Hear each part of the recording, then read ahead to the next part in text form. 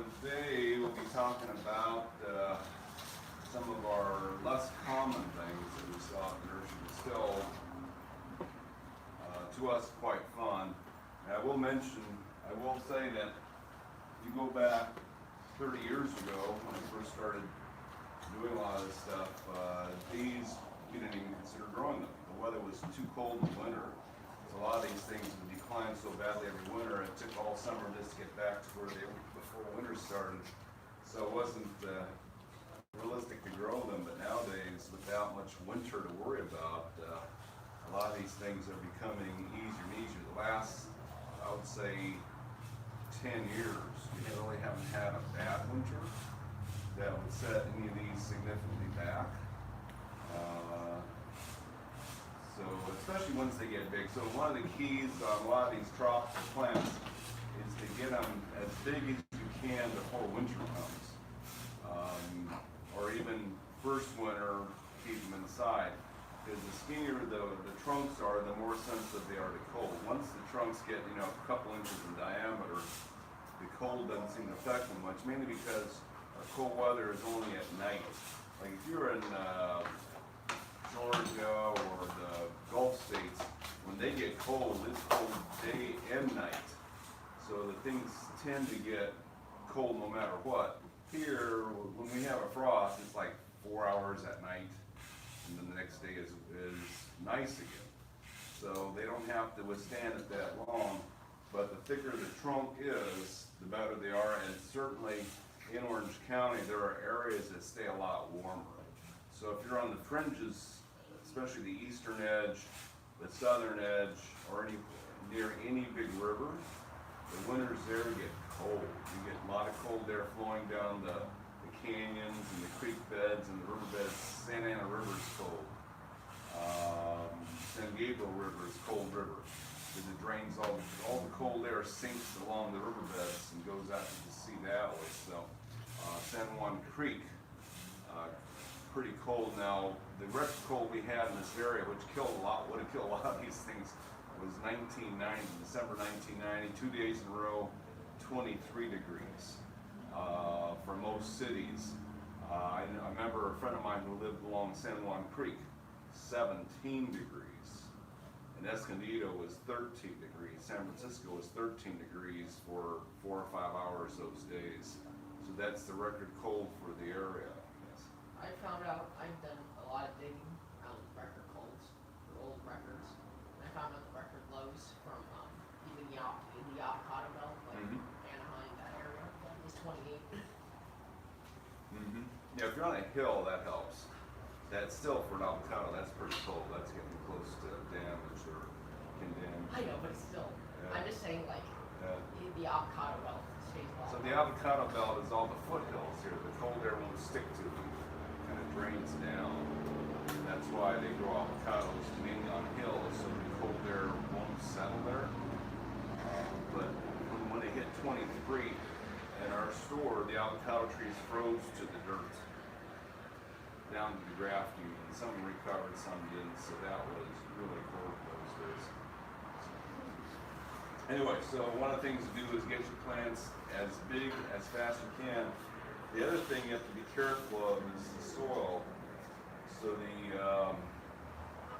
we grow every single one of our tropical plants in our top potting soil, which is as good as you can buy. Let's put it that way. We can make stuff better, but that's about as good as you can buy. Because the problem we have is that a lot of the tropicals are coming in from Florida, and they're not in dirt at all because Florida's not allowed to send dirt to California. It's not just that, though. What I found out is that these Floridians legitimately still believe compost with. True, but yeah, that's the other thing, though. They're not allowed to send dirt here either. So they have a reason to think that, they use a lot of pine bark to grow their plants. And the problem with those materials, and if you buy mangoes and a lot of tropicals from other nurseries, you'll find that, it doesn't look like dirt. It's definitely chips of bark that they have in that soil there. The problem with that is that at the time you buy it, they may be pretty healthy because bark is really airy. Roots need both moisture and air. Now, one reason bark is good in Florida is because they're very humid there, so the soil doesn't have to store that much water. Here in California, bark tends to dry out a little fast, but still, by the time you get it, it's starting to break down and starting to hold on to water, and then it just doesn't breathe anymore after a while. So bark turns into sludge, and a lot of the tropicals will have trouble with the winter when that happens. The reason why that is like if this was a bigger pot, if you have bark in here, the only place they can breathe tends to be the surface and the very edges. There's a gap between the root ball and the edge of the pot, so that the roots tend to grow there if there's nothing but bark in this pot. Well, in the wintertime when it gets cold, the top and the sides are the areas that get the coldest, so your plants will suffer more damage from the cold if they're growing in something, say, organic. If the potting soil is organic, you'll suffer more cold damage just from that reason alone, that the roots are more exposed. That explains why my cocoa roots survive so well through weather. Yeah. So if you have our soil on it, the roots can survive in the middle, and our soil is actually quite insulating because it's a lot of volcanic rock and pumice and perlite, which are all insulators. So that would help insulate them. In the ground, of course, is even better, especially if you have ground and then several inches of mulch on top of that. That would help insulate them too. Or you can bring them inside at night, or at least underneath the eaves of your roof. So the eaves of a house, especially if the air is still, give quite a bit of protection, because back in the 80s when we did have that bad frost, I had a starfruit tree on the southwest side of my house. We had 5-foot eaves on the building. Everything that stuck out beyond the 5-foot eave was just black and frozen. But it was safe as long as it was inside the eave. It was a one-story house, so the eaves were about like this. My starfruit tree was about like this, but everything that stuck out at all froze totally. And at that time, we lost all our pineapple plants. We lost quite a few things out in the open. I heard you guys lost the vanilla. Pardon? I heard you guys lost the vanilla too. Vanilla? Yeah. Well, that wasn't that for us. I hadn't heard of vanilla back then. So anyway, so a couple things, get your soil right, get the plants to grow as fast as you can. Now, the way we make them grow faster is to load them up with sugar. So plants, they grow, most of a plant is cellulose, which is a sugar molecule rearranged. So plants basically are made out of sugar. The leaves on a plant, their job is to make sugar. But it's interesting that plants can actually absorb sugar if you apply it to them. So you can just put sugar in a spritzer bottle, dissolve it in water, and spritz the leaves as often you like, and they have the ability to grow faster that way. Now you can do everything you want with that spray too. So the guys who grow the world record pumpkins, one of the formulas they have is to put seaweed, spray them with seaweed. Seaweed can grow for them, makes things just grow faster. And then for the nutrition part, to make the cell membranes and the DNA and all that, put in your fertilizer. So the nitrogen, phosphorus, potassium, all the other things like fish emulsion, seaweed extract, these are both 1 ounce per gallon of water. And then get some sugar like Karo syrup or molasses, 1 ounce per gallon also. Put it in a sprayer bottle and then spray the leaves as much as you can, and those things will get bigger quicker than they would just sitting there in the sun. So that's one way we cheat to make the plants bigger faster, yes. Does it matter if you apply, I don't like to apply liquid stuff when the sun's beating down on it. With the fish emulsion and sugar, does it matter what time of the day you apply it to the leaves? We apply it late in the evening, early in the morning would work too. When it's more humid, the longer it stays liquid, the more it gets in. Okay. Thank you. Tried it won't hurt. Yeah, midday won't hurt. Just cools them off a little bit. But we did an acid test back in the 80s to see if they actually absorb the sugar, so we know they do. We had a plum tree, 15-foot wide, 20-foot wide plum tree that was making about 5 plums per branch. So this tree was making hundreds and hundreds of fruit. But what we did is during the fall, when the trees are storing energy for the next spring's crop, we just sprayed that solution on one branch of the tree to see if it would do anything. Got 28 plums on one branch. Instead of the normal 5, we got 28. So go, okay, that seems, they absorb it. So it seems to work. So we've been applying it to our plants spring and summer ever since. Just because we know that it works and we can see the plants getting bigger, faster. And the key again on tropicals, get them big before winter. The bigger you get them, the better chance they have survival that winter. Best plant remedy. If you can get them. That's the problem with tropicals is that when we're growing them, they don't grow until it gets hot. So like papayas, we would rather sell them at the first sign of heat, which is usually around April, but the seeds won't sprout. Papaya seeds tend to sprout at around 100 degrees. So it's like, okay, they didn't sprout well until just a month or two. Well, nowadays, you can grow papaya seeds real easy. We just couldn't get them to grow early in the year because it was, well, March was our winter this year. They just wouldn't start. Like 1 or 2 out of 50 come up, and then once it gets hot, they all come up. So, so our crop is a bit late, as usual. So on papayas now, we talked about papayas earlier, but they can, they are quite sensitive to cold.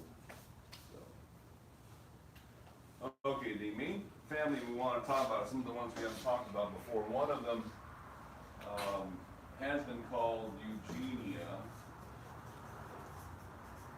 Now it's also called Syzygium, which is much harder to spell. And the main one we like to sell is, because there's quite a few species in here. This is Syzygium uniflora, or Eugenia uniflora Surinam cherry. We think it's one of the most attractive ornamental edibles that you can get. Now, typical Surinam cherries,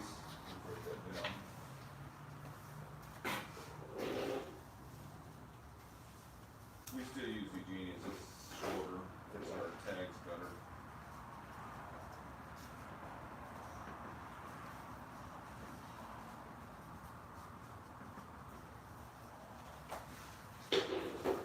So this is a typical one. Usually this is about a year old. Generally they have to be about 2 foot tall to start production. So Eugenia is generally flower in spring and fall, and the fruit ripens within a month and a half or so after they bloom. But it's little white puffs on them, and then the fruit ripens about a month and a half later. I know certain Eugenias that produce all year round. Well, I'm mentioning that. I'm sorry. Matthew. So typically it's twice a year bloom. There are some that bloom year round. Now, some people think that the ones that bloom year round are different species, slightly different species. I mean, there's so many Eugenias and they all look very similar. So a friend of mine his name is Mike Spira, has got a seed from a tree that was from Florida, planted in his yard, and got a tree that fruited year round, never stopped, and also had real big fruit and a really good fruit. So we've taken seeds off of his tree and grown these. Leaves that tend to be a little larger on them. So it may be a different species, but it's hard to tell. It's really hard to tell them apart. So the ones that say Mike's M. Spire on them are the ones, we've got 4 big ones right now and a lot more growing. These tend to produce year round. Now, they can be shaped as bushes or trees. Again, they'll produce when they're about 2 feet. So this one might produce this fall, definitely by next year. But at our own house, we have a Surinam cherry by our mailbox that was trained with about a 3.5 foot trunk, and then a head on it that's about 6 foot wide. And that one was a chance seedling. We have a whole bunch of Eugenias at our former house, and this one came up, fruited year round. Now the nice thing about the fruit fruit's about the size of a cherry, and it's got ribs on it. Generally, you eat it like a cherry, although it's built kind of like, well, the flower end, generally we don't eat that. It's a little, has little leftover stamens and anthers on it. And there's usually one seed, sometimes it's split into two in the middle. They taste like tangerines. When they're developing, they're first green, kind of a light green, lime green, and then they switch to kind of a gold color, then orange, then red. Most of them ripen almost burgundy black. Some will stop at the orange stage and ripen that color. Some will stop at the red stage and ripen red. The ones from Mike Spiral ripen red. A friend of mine gave me a bunch off his tree. He says he's ripened black. So they can be, you know, sometimes if you buy them or you grow them, the fruit is kind of resinous and bitter. I've had some bitter ones in the past. We try not to grow seeds from those. A friend of mine ran a nursery down in Vista, and everything I bought from him was always really bitter. So we don't buy any from him, but we collect them from other nurseries that were good. Again, the Mike Spiral one is the best I've ever eaten. No sign of any resin flavor at all. Just a nice sweet flavor, tangerine-like flavor. This one's supposed to be pretty good too, this black one.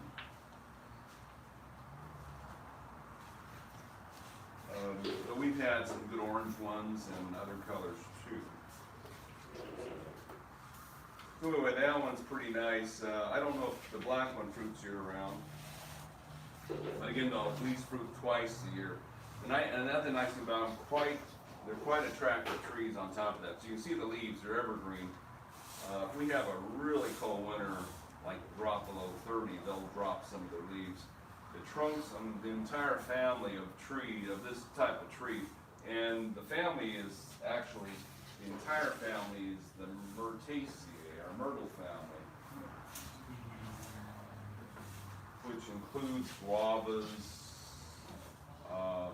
We think crepe myrtles are related, although they're not supposed to be in the same family. The eucalyptus are supposedly related too. But they all get beautiful, smooth, peeling bark that looks like marble. I have one at home, but now it's like drop all the leaf and dry out. I don't know what's wrong. In the ground or in a pot? It's in a pot. It's in a 5-gallon pot. You buy it from us or someone else? No, I bought it online from Hawaii like a year ago. And when I first got it, it's like this berry. They mailed to us, technically. And I caught it. And this is the second year that when it fruit. But I don't know why. It's like after the heat wave, it dropped all the leaf, and now it's like all the leaf is all dried up. Because it grown new leaf, I can see, but then it's dropped all leaf. No, I would say if I had a plant that did that, I would just take it out of the pot, see if there's any roots still alive. If they're alive, they'd be pretty firm and light colored. Repot it into better dirt, fertilize it and see what happens. If nothing happens in 2 months, it's dead. Or before it gets cold.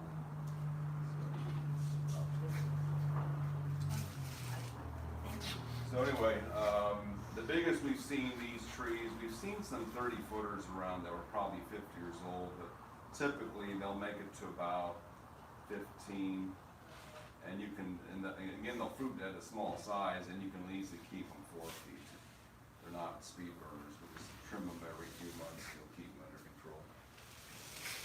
So that's the Surinam cherry. Now, there's a lot that we don't have enough to sell.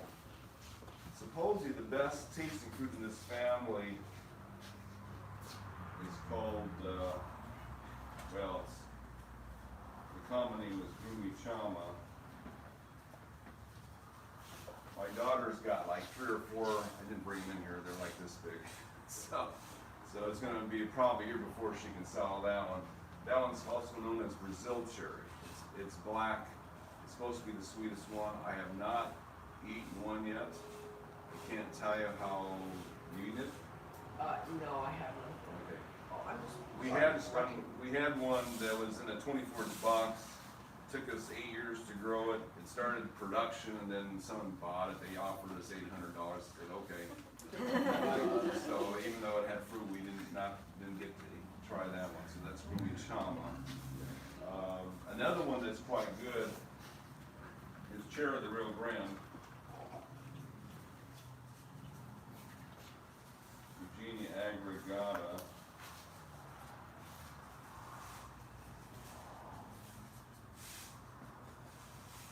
Might have one little tiny plant out there. The Rio Grande they're talking about is the Rio Grande of Brazil, not of Texas and Mexico. But this one, the leaves are a little bit more slender than this. The fruit is definitely different shape. The fruit is more shaped kind of like a date. One seed in the middle, and this one does taste like a cherry. Cherry of the Rio Grande does taste like a cherry. It's a little more delicate than the Surinam cherries, and if you get a cherry of the Rio Grande, always buy 2 plants. Not every one of them is self-fertile. A friend of mine had a self-fertile one.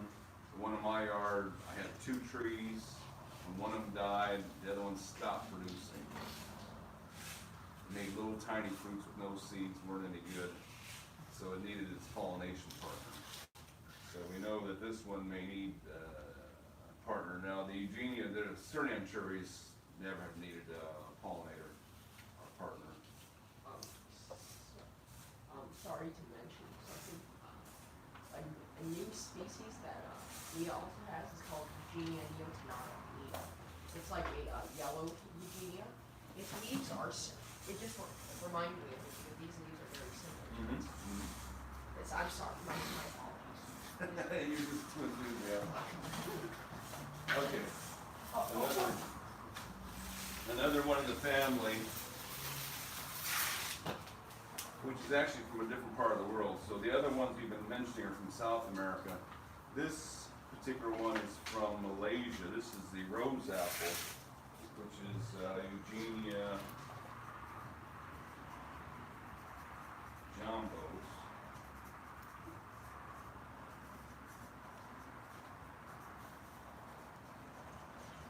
These grow fast. They kind of look a bit like a eucalyptus. This will make fruit next year. It's about the size it can fruit this year, but next year for sure. And what these do, they grow about the same size as the Surinam cherry. And they have usually around 1 crop a year, but for a long period. Around May or June, they start blooming these big white puffs, about this size, decent fragrance. And then about a month and a half later, they develop fruit about the size of an apricot, maybe a little, like a small apricot. It's hollow inside. You can hear the seed rattling inside. So it's got about 1/4 inch to 3/8 of an inch of flesh around the seed. I don't have a picture of it. They kind of look like a yellow guava. They got that. They still have the little flower remnants on it, so kind of like that, yellow. And they taste. They're sweet, but they're incredibly perfumed. They smell like a rose. So when you're eating them, you're going, whoa, this is just like eating roses. They're really good unless you eat about a dozen, and then the fragrance just starts, you can't do it anymore. About a dozen, the fragrance is just too strong. But unique fruit, and it's really, really fragrant. So generally July, August, for a long period, they have their fruit. What I've seen online is Eugenia and Syzygium are classified as 2 different genuses. Your true Syzygium and a true Eugenia. I don't know, I just saw that online, I'm sorry. I just wanted some clarification, if you could. I can't clarify that. We're using, technically Syzygium is the proper name now, but I don't know why Eugenia couldn't still be used. If there's something else called Eugenia. let me think if there's any other ones in that family. But, yeah, I think that's all the quotes, Syzygiums I have. Is Java Plum in that? Oh, Or yes, is it thank different? you. Did I bring one in? maybe that one is that kind We'll bring them here. Well, Java Plum looks a lot like the rose apple, except the leaves are a little bit broader.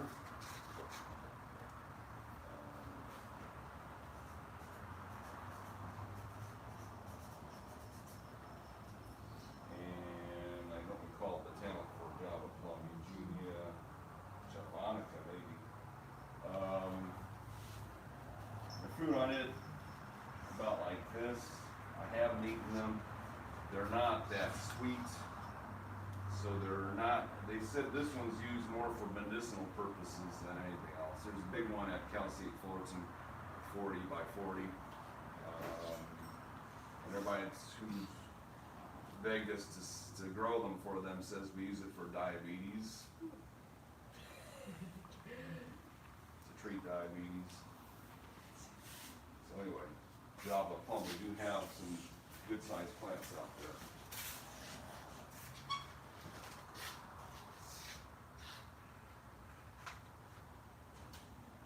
So this entire family is pretty cold hardy. We don't usually have to worry about protecting these at all.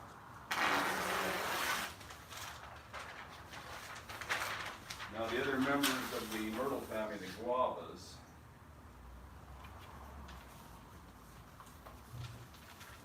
so the true tropical guava from South America would be this one here.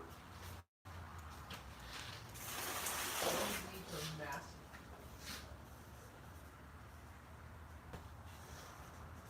I think it's Syzygium Guava.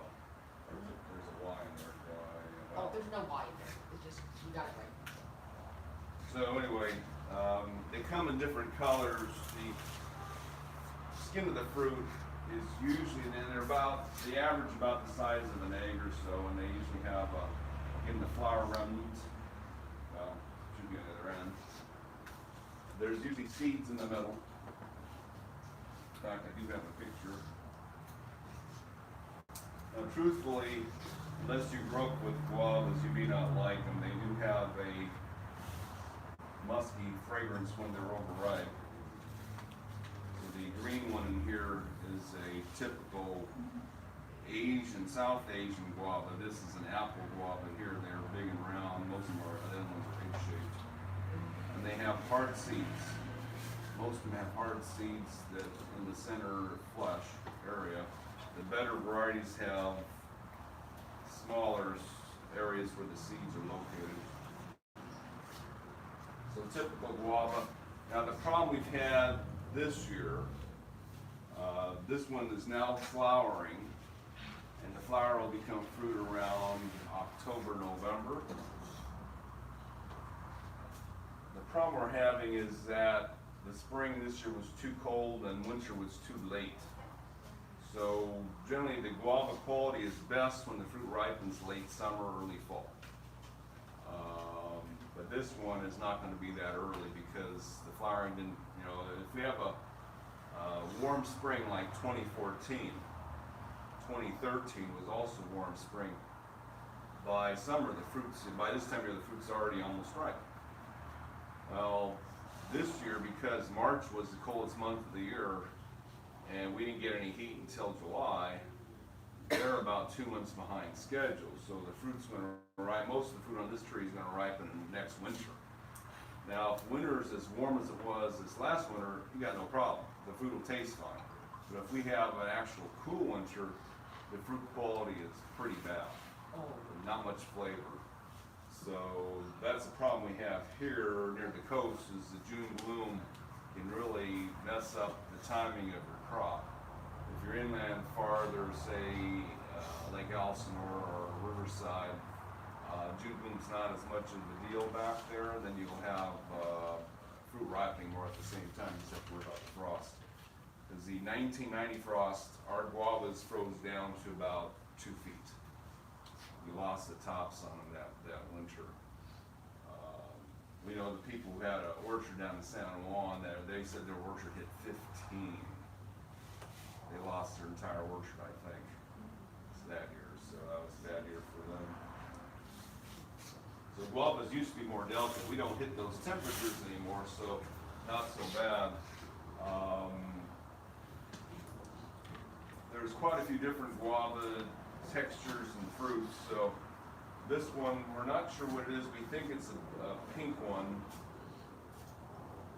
Someone gave it to us. They said they thought it was pink. They have pink and white ones in their garden now. Most of the pink ones have softer flesh, which I tend to like the softer flesh guavas. Most of the white flesh ones tend to be firm fleshed, not quite crispy, but quite firm. Most Asian countries like the firmer white fleshed, but it's interesting that, you know, like the Thai guavas from Thailand, you plant the seeds to the white ones, you'll get about a third and come out with red leaves, red fruit, red flesh, still firm. So there's a red version of that one. They come out different colors. And then there's some yellow flesh ones. There's some soft white flesh ones too. So, there's quite a few different kinds. Now guava's quite drought tolerant, but they need a lot of water to fruit. So you keep, and they are probably one of the least sensitive plants to soil quality you've seen. So almost any potting soil, this thing will grow in. Whereas a lot of plants, they can't. But guavas don't seem to care about soil quality as much. They just like it wet to get their production going.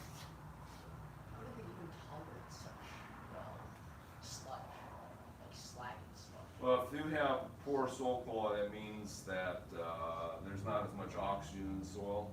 Yeah. And so the roots can tolerate low oxygen levels. They either do that by just tolerating it, or they can reconfigure the root system to the surface very quickly.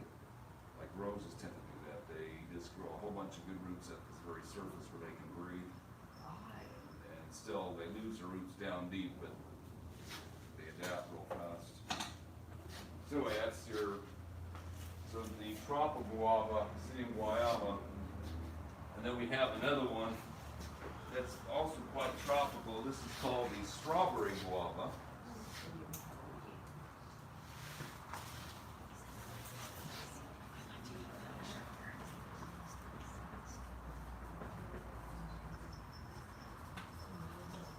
And there's two colors. There's the red one and the yellow one. The yellow one is considered a subspecies. I think it's really a different species. The red one, this is the red one. It is one of the prettiest fruit trees you can grow. So the guavas, like the Eugenias, have that beautiful marble trunk, a nice horizontal branch pattern to them. These tend to grow between 6 and 12 feet or so. So they make beautiful little trees. Now they, like the Surinam cherries, they flower twice a year, spring and fall. The fruit ripens late spring and mid-fall. Fruit is about the size of the strawberry. You can kind of imagine a strawberry flavor, but they're sweet, they're tart, and they do have fairly hard seeds in the middle. Most people just swallow them. Oftentimes the flesh around in the seed area is often the sweetest. I haven't noticed that. We eat the seed of the guava after we taking out. Most people eat the seeds. It's just too hard to spit them out. Constipation. Actually, no, it doesn't. I ate a ton of seeds and it actually solves constipation. I'm not kidding. I'm not kidding on that one either. I agree with you in the center is the sweetest part of the guava. True. The salt one. Yeah, where the seeds are in this, it's definitely more gel-like and very good flavor. Now the yellow version of this, the leaves are larger, not as green. They're more of a grayish, greenish, yellowish. So not as pretty, more open growth. Fruit's bigger. The fruit tends to be sweeter, and the seeds tend to be softer. So the yellow one tends to be more desirable, but I don't have any supplier who grows the yellow ones. We have some yellow strawberry guavas in the back that we're gonna be getting the seeds out of and growing them ourselves, because we can't find people who grow them. But again, not as pretty a plant. The red strawberry guava is definitely the prettier version. Is the yellow one identical to what they call lemon guava? Believe so, yes. That's the combination. Yeah. And the Big Island Hawaii is just covered with it. You don't see many of the red strawberry guavas, but you see that yellow strawberry guava all over the island. So They it's a need gold. it. Now, a distant relative that's also called guava is a pineapple guava. Pineapple guava was Feijoa. Someone changed to Aka. I don't know why. And the fruit on these generally green, has the same flower remnant. But the nice thing about the pineapple guava is that it's pretty much entirely edible. The seeds inside are about like kiwi seeds. You don't notice them. Some people don't eat the skin like kiwi. Some people eat the skin, some people don't. The skin is tartar. The center of it's sweeter, so some people like these skins because they get that combination. Taste of it, banana, pineapple. Texture of it, kiwi. Well, a little softer than kiwi. These one crop here ripens in the fall. Quite good. The problem is we don't have suppliers to grow the cultivars. So what we're getting in is seed-grown stuff, and our experience with seed-grown trees is 1 out of 3 is quite good, 1 out of 3 is inedible, 1 out of 3 is okay. So, and they're not all self-fertile, so it's nice to buy at least 2. If you buy 2 trees, you'll probably get 1 that's edible, if they're seed-grown. My dad had 3 in his yard. 1 we couldn't eat, 1 was okay, the other one was really good. They can grow 15 foot, they can grow bigger than that, but reasonable amount of time they grow 15 foot high and wide. They look kind of like an olive tree. They have the dark green above, white below, just like olive trees do. They bloom in the spring with big edible flowers. So the flowers are white, petaled, red stamens. The hummingbirds love them. The petals are very fleshy. They taste just like the fruit. So if you don't get any fruit on yours, you can just sit around in the spring and eat the petals on. Or, you know, the book says sprinkle the petals on your salad. Does the inedible cultivar explain why one of my tracks is so god-awfully bad? Yeah, they tend to be real woody if they're not edible, or real just stiff. They don't ripen well. Oh no. But most of them are sold now. Yeah, there are very few companies left that sell the cultivars. It was a big thing back in the 80s. We can get 3 or 4 different cultivars now. Other nurseries might have them. I mean, they're the most common one out there is probably, I think I remember the name, Mazement's.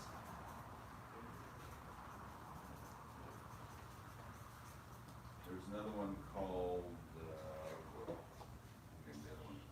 there's Mammoth. Mammoth is not self-fertile. Mazement is, Apollo? Apollo. I don't know that one very well. I have not grown that one. Trask. So this one is self-fertile. None of these are. What's the other one that's self-fertile? There's one other one that's self-fertile that's not that good. But there's a few self-fertile. Well, another one that we try to get is Unique. One called Unique self-fertile also. Unique and Nasements are quite good. The last one we carried that was a cultivar was Unique.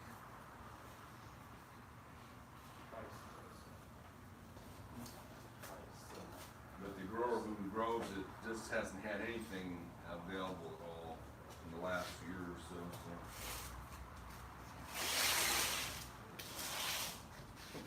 from New Zealand. No, I think Mammoth was too. New Zealand, they tried to make an industry out of growing this, and I don't know if it ever succeeded. It's like Hawaii tried to make industry out of passion vines. And it took a My while. understanding is that this is one of the most popular fruits in New Zealand, and they do everything with it. They make wine and all kinds of products with it. The guy I bought my tree from was imported it from New Zealand, and he brought about 10 different varieties. Apollo is supposed to be one of the better ones. Well, if you have a tree, bring us some branches. We'll see if we can propagate that thing. Yeah, I could bring you a bunch of branches if you want to try it. If you think you can grow it from cutting? That's the way I guess it's grown. I don't think it's grafted. I think, well, I've seen them grafted, but I also seen this done from cuttings. I tried to graft them and they all failed. I don't know what the problem was. Because we grow the Surinam cherry from cuttings and that works, although it takes forever. I've got some cuttings growing and, Well, Surinam cherries graft fairly well. but the cuttings work too, so, Oh, they do? yeah. Okay, that's good. It's a lot easier to graft. So is the Apollo self-fertile or no? It seems to be. Okay. But I have another one Uh-huh. growing next to it, so Oh, I can't say for sure. But the story that came with it was that it was self-fertile, although it benefited from having a companion.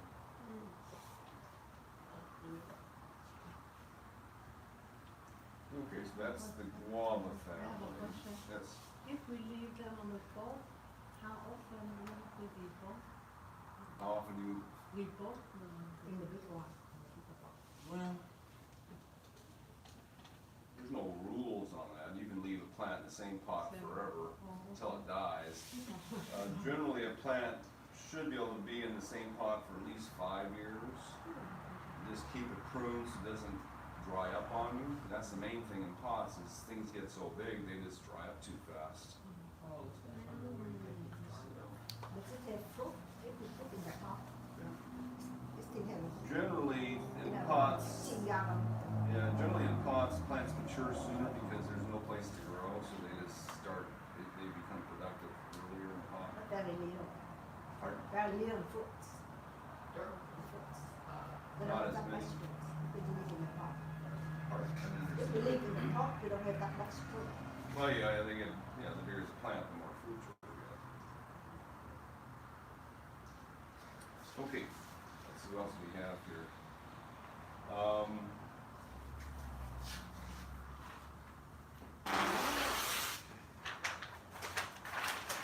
One that takes a lot of time and patience, there's a couple that do, but lychee, Oh, God. 10 years of waiting. these are from central China.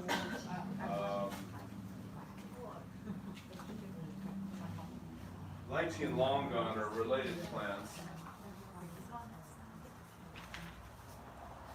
and they're both so slow from seeds that instead of growing from seeds, and they don't graft well either, the growers always do air layering. So what this is a branch from an old lychee tree that you have a question? Oh, I'm gonna wait for you, sorry. So what they do is on a branch from a large tree, they strip the bark off as part of it and surround it with green moss, wait for it to root while it's still attached to the tree, and then clip it off and put it in the pot, put it in a greenhouse for half a year and then sell them to us. Because it takes such a long time, several months to get the roots going and several months to get the plant acclimated back to full light again, this is the most expensive way to propagate plants, but it also is the most sure way to do it. So they do it on lychees and longans. Plus, this branch is from an old tree, so it fruits right away too. Whereas if you were growing from seed, you know, a year from now they'd be this big, 2 years from now they'd be this big, and maybe 20 years from now they'll make fruit. So it's just a much slower process to do it that way. So certain plants we do by air layering, and any plant can be air layered. It's just a pain in the road to do that stuff, especially in our dry climate. You know, if you're in Florida where it's 95% humidity and you wrap the stem in green moss and cover with plastic, it's going to stay wet. Here, it's like every day you got to add water to it to keep the moss moist. So it's a pain to do it, you know, unless you surround it with a lot of moss, a lot of plastic, sealed up really good. But still, even then, you can lose them just by drying them out. I learned an air layering technique that works here is basically you soak some clay soil, some cooked clay soil overnight, and then you wrap it around, and then wrap a ton of tin foil or plastic around. That might work. So it's a little heavier. Yeah. But still, it might work. Yeah. Well, clay holds water better than anything else does. Okay. So these are going now away. That for that reason they're over $112.99 retail. Lychee and Longan can take it pretty cold in winter. They both can go down below 25 degrees without much damage, so that doesn't seem to hurt them. But the thing that they like is heat when they're blooming in April, and that's what we didn't get this year. So the hotter it is when they're blooming, the better the fruit set. Still remember I think it was 96, I don't remember the year now. We had lychees this big, we had lychee in a 15-gallon bucket that was this big and this wide, and we had a week of 90-degree weather toward the end of April. It was hot that spring, and every single one of our lychee trees had fruit. We couldn't believe it. Haven't seen that since, but that heat seems to do it. Now, a friend of mine who's been growing Longans a long time says every time they bloom, he's got them in pots, he sticks them in his greenhouse to get the heat up. And then he says they fruit better when it's hot in there. So it seems like on those two plants, heat on the flowers seems to be key, although as the older they get, the more they produce no matter what. And they're real picky about dirt. So make sure that if they don't come in good soil, this grower still, I think their soil quality is going down a little bit, but they still seem to use a lot of peat moss, which is decent. What do you mean by that? Which suppliers have to be specific? That's the Potomac. But they seem to use peat moss, perlite, stuff that we like, rather than wood chips and wood shavings, which seem to be lethal to a lot of plants and roots. But I would say, if you want to play it safe, wash some of that off, put it in our top pot. I mean, when I first started growing lychees, I couldn't keep them alive. The leaves would just brown off. But those were days before we had our potting soil. We were trying to use super soil, which is all ground up bark, and the leaves would just disappear. They would just drop them. Couldn't ever get anything going. And it was just the bad soil that caused all that. You know what's hilarious? I'm sorry, I want to share an anecdote with lychee trees. So right before that ungodly weather in early June, I planted a sweet heart lychee tree. Originally it was in pure bark, looked miserable, but it was a rare variety. But nonetheless, I changed the soil. It dropped more than half its leaves, and now it looks beautiful because I planted it in pure sand, sandy loam. It looks beautiful, better than I got it from. So anyway, potting soil, in general, potting soil causes most of the problems we have, unless you get properly made one like ours. And sand is fine. If you ever want to grow a gorgeous plant, just put it in a pot of sand. It weighs a lot, but it works quite well. Don't break your back. No one will steal us. Yes. I just wondered what plant, I've got put on the ground for 2 years. Last season is a lot of flowers, but it's only 6 months stay. Because I water it too much, or how long we need to water it. Well, when your Twice a things week, when your things are blooming, you want to have ample water. You don't want to keep it too dry at all. Dryness will cause a lot of flowers to drop too. So the main thing is lots of water when they're blooming. Oh, a lot of flowers. Yeah. So when they're blooming, A lot of water when blooming. yeah. The most important time in a plant's in the fruit development is the bloom period. And if you're dry at all at that time, you're not gonna get much fruit set. How long we need to fertilize it? With the, Well, fertilizer's not important for fruiting. So, but to keep the plant healthy. well, you fertilize, you can, I haven't seen any rules on lychees. Lychees can grow any time of the year, you can probably keep fertilizing them. I put like once a year, during the time it doesn't get fruit, I put the fish emulsion. I fix it in the, Yeah, I don't know on lychees how the fruit is affected, like, they say on avocados, when they're blooming, they starve their plants. They don't wanna feed them when they're blooming, because when you feed them, it's actually making them weaker, because they're growing, it just, fertilizers, all it is building materials, it's not energy. So it's just, you tell them to grow, but they have to use the energy that they might need for fruiting to grow new leaves. So they said they don't do that on avocados when they're blooming. Now citrus totally opposite. They fertilize like crazy because they said you get more flowers. But avocados, they always say starve when they're blooming, you get better fruit set. And fertilize when the fruit's starting to grow big, then you start fertilizing them. I don't know if it makes a big difference on lychees or not, so. Can I explain fish? No, you know, the one thing to do when they're blooming in spring with a lot of sugar. That will make them stronger. Well, that makes everything, that's the plant's energy, is its sugar content. The more sugars in the stems on a plant, the stronger it is, the better likely you are to have fruit set. Now, of course, the best thing to do would be to spray it the fall before it blooms. That's when plants normally store their energy is in the fall, and then they bloom in the spring. If they don't have enough energy, they won't bloom. So if you want the fruit every year, just keep spraying them with sugar, constant. We have good ant controls when the ants find it. It's pretty funny. So Longan, lychee, I don't know that there's anything else. Oh, you know, some people are trying to go rambutans. That's supposed to be even better than lychees. What I've heard from many people, that there's an even better thing than rambutan. It's a relative called pulislan, Okay. and it somehow grows here. Well, everybody's doing everything nowadays. Gary, I'd just like to make one comment about air layering. I've been doing that for about 10 years. On lychee especially, it seems to be very easy. I don't do anything, I just put a potting mix, mostly peat moss with a little perlite, and in a plastic bag, and attach it, cover it with aluminum foil, and leave it for 2.5 months. And I just cut 6 of them, and they all look great. Yeah, it's doable. But there's I just wanted to say that it's not always as difficult as you were saying. That is, I don't add any water at all. Okay. When I cut them off, the soil is perfectly dry.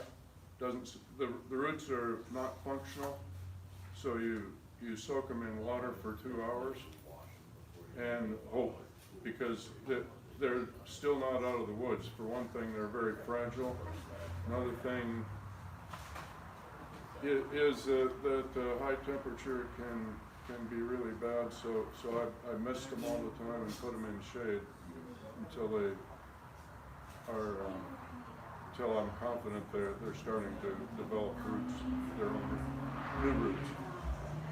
Much easier to grow cuttings than it is the air layering. When you say sugar, water, what's the concentration? 1 ounce per gallon, 1 ounce sugar. which is roughly 1 ounce per gallon would be about, what is that, 6 teaspoons per gallon, so a teaspoon and a half for a quart of water. So you grow lychee from cuttings? A friend of mine gave us some air layered ones.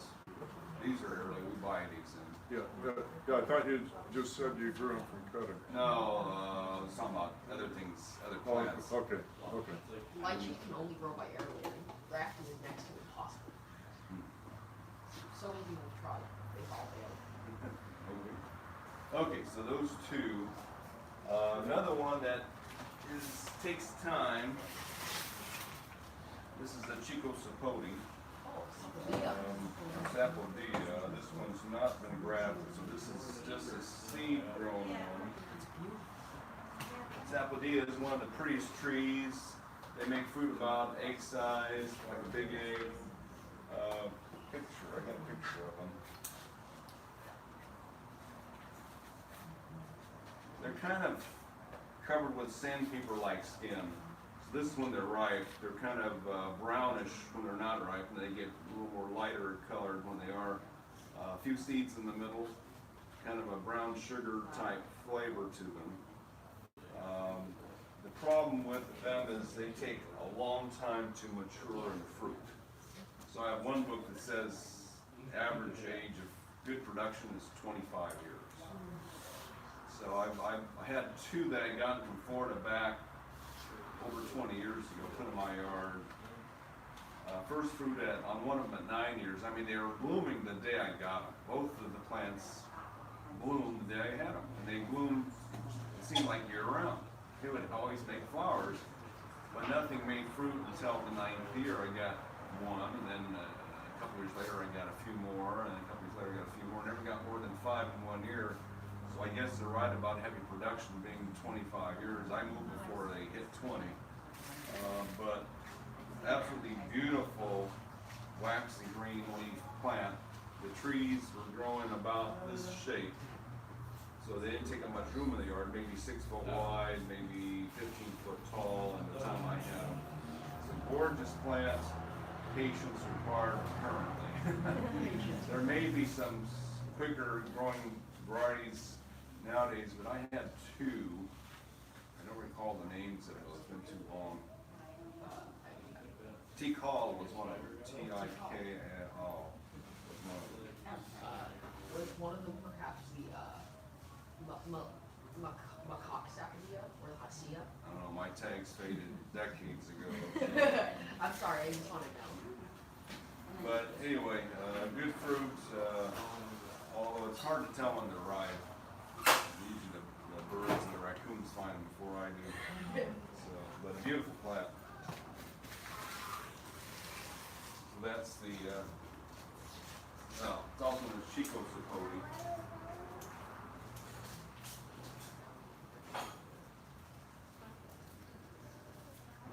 Now, sapote is supposed to be an ancient, maybe Mayan word for fruit. So there's a lot of things called sapote, like there's a black sapote, which we don't carry, that's related closely to persimmons. It's from Mexico. Looks like a green persimmon. When it's ripe, you open it up, it's black in there. And it's got the texture of human feces, which is very unnerving. Made my daughter gag when she tried to eat it. It's supposed to be chocolatey, but that's, it's hard to imagine that one.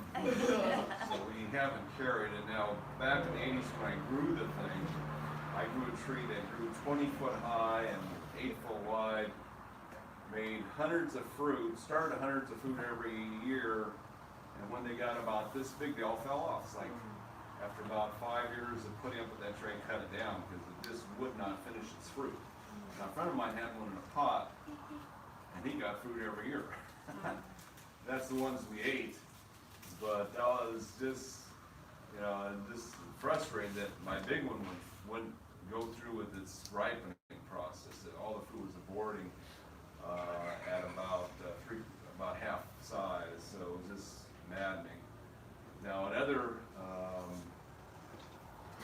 plant they call sapote is the white sapote.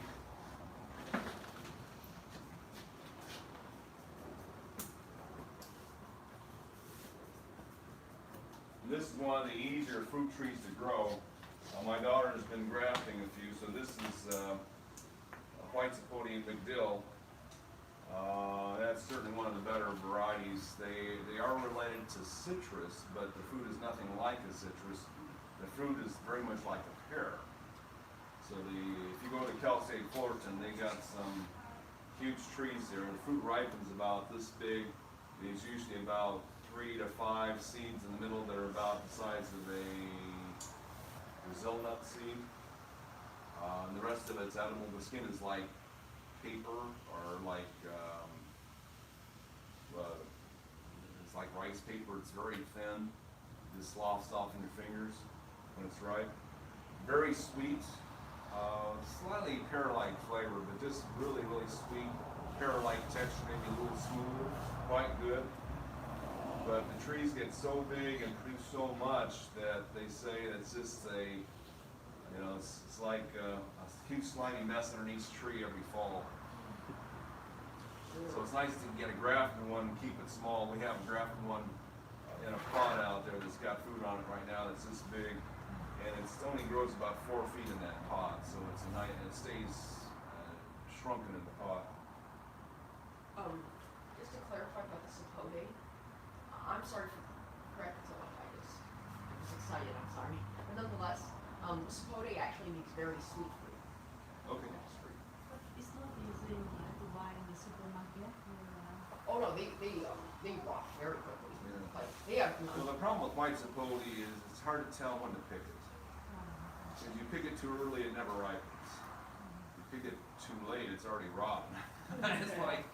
It's just hard to figure out when the best time to pick it is. It's somewhat like pears do too. Pears, when you pick it too early, never ripens properly.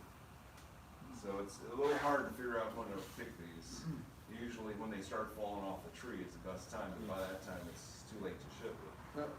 I find they turn just a shade yellower, and I don't pick them at all unless when I bend them, they come off.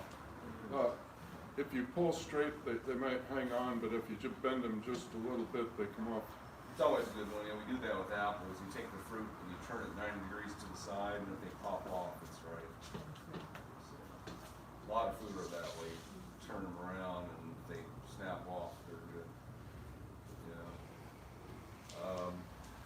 The other thing about sapotes is, well, if you have time, most of us aren't going to live long enough to see it, but if you plant one when you're young, by the time you get old, the trunk on this tree is like This day.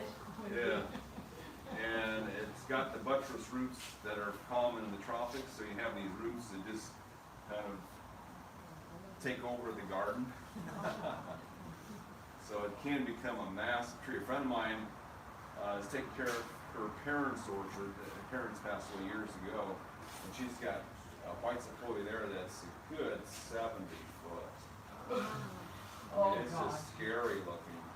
It's that big. There's one in a park in Orange that's really big too. So they get, I guess it's a rainforest type tree. It's really big. I think the one in Orange is starting to make those buttresses where you can hide in the roots. Do you know what park that's in? Is it Pitcher Park? No, it's right in the middle of the woods. I just came across it one day, drove around and saw this huge white sapote in this park. There's fruit on the ground.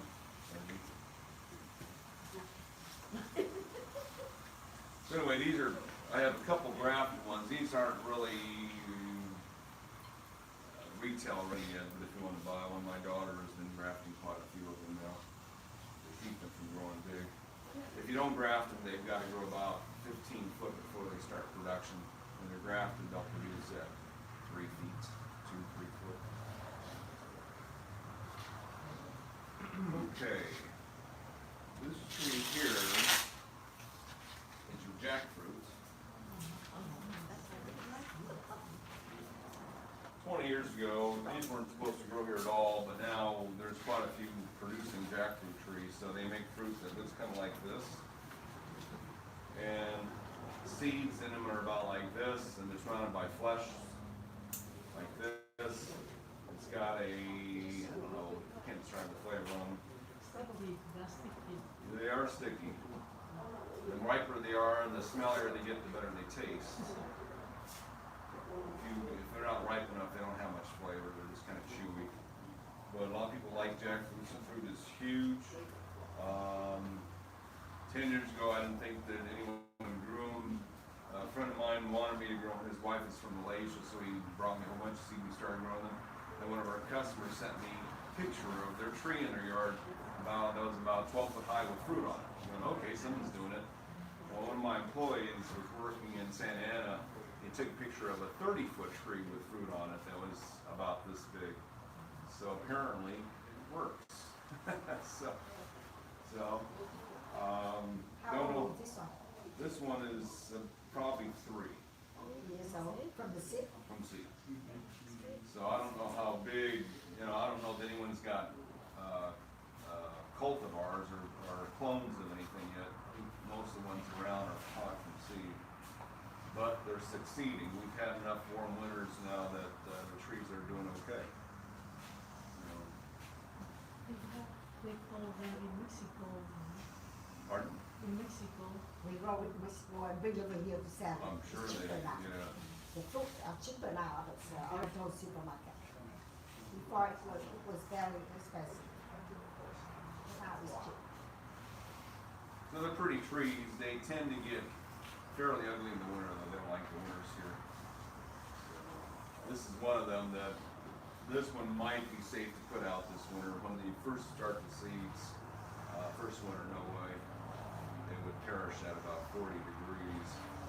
But this tree actually overwintered last winter in Newport. It was warm enough there. So I have one that's about half the size of that. Is that so small that maybe it needs to come in for the winter? Or else keep it close in a pot, so this Okay. next winter. Okay. And so just in case it gets cold, 'cause we didn't have much cold this winter. Yeah, okay.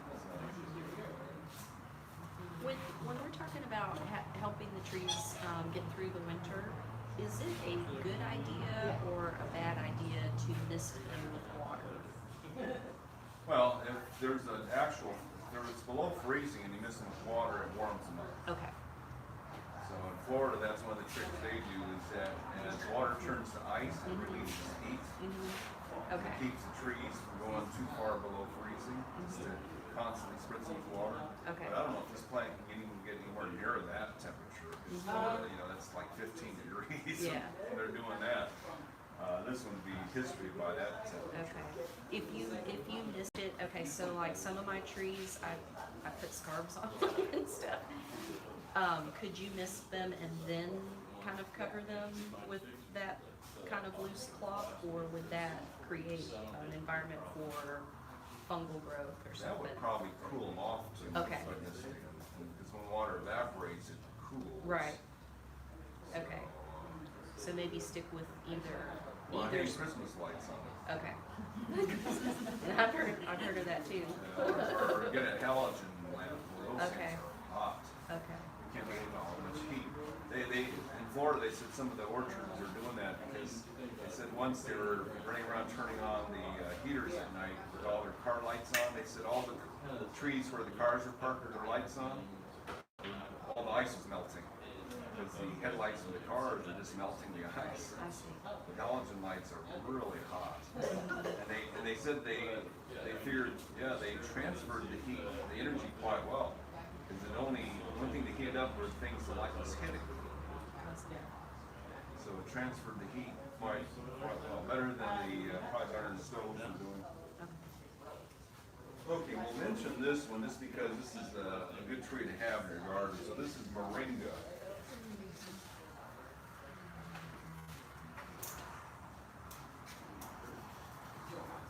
Flowers on it. Not for fruits. Flowers and makes seed pods. Moringa's from India, and it is the only tree in the world that we know of that you can eat the leaves raw. Kind of tastes like spinach. And the leaves have a lot of protein in them, so it's a less expensive source of protein than having to grow animals. So they said in third world countries, they're growing this tree all over the third world, all over the poorer areas of the world, because, like, they sell them in health food stores, not like anyone in the United States needs the little protein pills they make out of the dry crushed leaves of this. We have too much protein anyway, unless you're a vegetarian. So, in the tree, this one's about 5 or 6 months old. But in 1 year, they can be 10 foot tall, in years they can easily be 20, 3 years they can be 30 foot. They grow really fast when it's warm. They didn't grow at all this year until July. We're trying to grow them, the seeds, and they just weren't doing anything. They're staying like this big. But suddenly the heat wave hit, they've taken off now. They've really grown fast. So this is like 2 months growth. We're about 30 feet is the limit. Our tree out front's about 3 years in the ground. We have one in the parking lot about trunk about this big.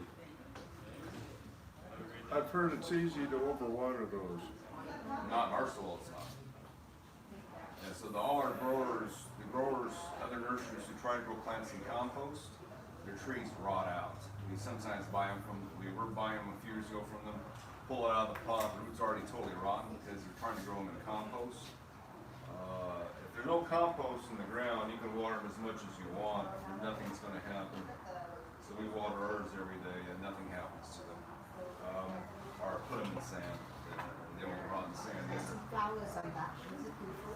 Yeah. So they make flowers, the flowers edible, they make pods. When the trees are young, the pods, you can steam them or boil them, they taste like asparagus. So they're quite good. Apparently you can roast the seeds too. But if you harvest the pods when they're immature, then the seeds are edible and the pods are quite good. So almost the entire tree is edible. They said they grind up the roots and make something out of them. We cut about 10 feet off our tree every year to keep the leaves down in height, so that you can reach the leaves from the ground. I have a neighbor who has a tree in their front yard. Quite attractive trees. They'll stay green on warm winters like the last few, but they can go bare and look pretty sad if you have frost. I bought one from you last year that was actually maybe half that size, and towards the end of the year, the winds kind of messed it up, and so I cut it down, leveled it. Now it's already, I would say it's approaching like 15 feet, and the trunk's like that, and there's all these pods. The leaves are kind of sparse, but they're there, and it's like it's unstoppable. And the winter it looks so fragile. It does look a little fragile, but And when it gets hot, it just boom, it Yeah. just gets going. and it's not. I don't even think I've had it a year. Mine is taller than that, but I never have flowers. Oh, I have Well, all there's- sorts of flowers too. There's I think 5 or 6 species or more, and there's one that's really slow growing and slow to bloom. This is Moringa olearia, it starts with an O, and that one's the fast one. But we have another one in our back of our nursery that after 1 year was this big, after 2 years it was this big, 3 years But this mine big. grow very fast, but it just never flowers. Well, we do spray ours with sugar too, so that maybe makes the Maybe flower I'll better. try that. They say in the tropics, this is often grown as an annual crop, where some tropics are so hot, they grow so fast, so they just grow new seeds every year. They say the pods are better eating on young plants than on old plants. So the first year the tree makes pods, the pods are more tender, more tasty, and less stringy. The older the tree gets, the woodier the pods get. I don't know, we still ate them this year, they're still quite good. Do you cook the pods or eat them raw? How do you eat the Cook pods? 'em. Cook? My daughter puts them in stew. And they have, again, asparagus-like flavor to them. Not bad at all. And then we had the leaves in our salads last night, or 2 nights ago it was. So you can, certainly, they're pretty good. Just like spinach, adding spinach to something. Okay, I have some of these moringa trees out here on the herb table. Everything else, if you want to get it, would be out this side. I don't have one of these this big. Oh, I don't have that. I don't think we have any jackfruit on display out there. Most of our plants are in between size, where we just put them in 5-gallon buckets, and they're like this tall. They're not quite ready yet. Maybe ready in about a month. Thank you. A few weeks ago, but I can talk about it again. Which one? I thought you said we were talking about leaders. Well, I can talk about it again. What would you like to know about it? So I started a bunch. Well,